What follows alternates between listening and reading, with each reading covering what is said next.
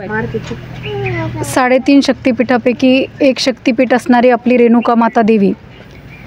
आणि माहूर गडावरती रेणुका मातेचं एवढं पवित्र असं मंदिर आणि या पवित्र तीर्थक्षेत्राच्या ठिकाणी काही अवैध धंदे या ठिकाणी चालतात अशी माहिती महिला मोर्चाला त्या ठिकाणी भेटलेली आहे। म्हणजे गुटखा असेल किंवा वैश्य व्यवसायासारखे व्यवसाय या ठिकाणी चालतात अशी अधिकृत माहिती महिला मोर्चाला त्या ठिकाणी भेटलेली आहे।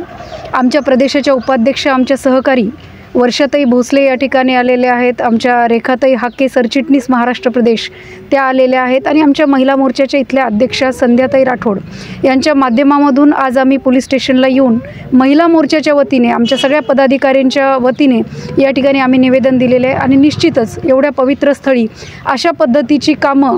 किंवा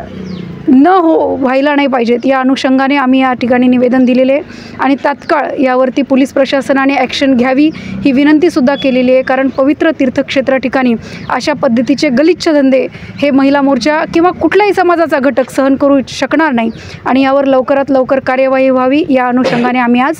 पोलीस स्टेशनला भेट दिलेली आहे।